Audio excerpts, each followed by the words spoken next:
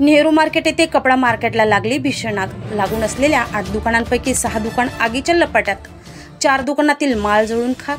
अग्निशामक दलामुळे इतर लागून असलेले दुकाने थोडक्यात बचावली।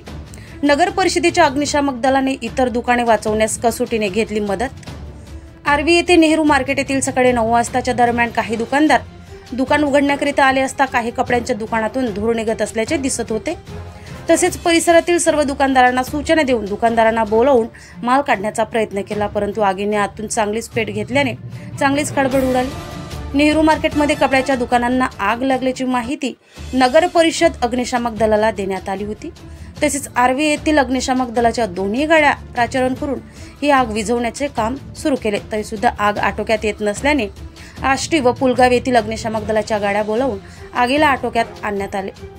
मात्र आग विझेपर्यंत 4 दुकानातील माल जळून खाक झाला।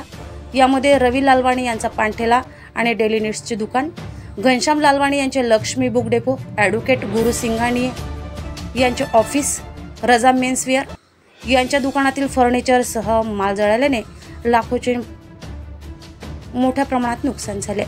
लागून असलेले 2 दुकान थोडक्यात बचावली। माल काढण्याची संधी मिळाली, मात्र काही फर्निचर जळून खाक झाल्याने लाखोचे नुकसान झाले। रवी लालवाणी यांच्या दुकानाला लागून असलेल्या मनुचा टेलर मटेरियल यांच्या दुकानाचे काही फर्निचरचे काम सुरू होते। त्यांच्या दुकानात माल नसल्याने ते थोडक्यात बचावलेत। दुकानातील माल काढण्याकरिता सामाजिक कार्यकर्त्यांनी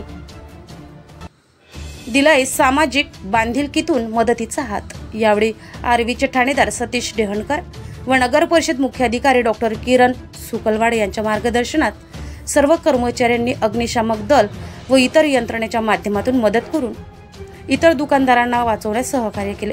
दुकानदारांच्या झालेल्या नुकसानीचे पुढील तपास पोलीस व संबंधित अधिकारी करत आहेत। राजू डोंगरे, साहसिक न्यूज 24 आर्वी।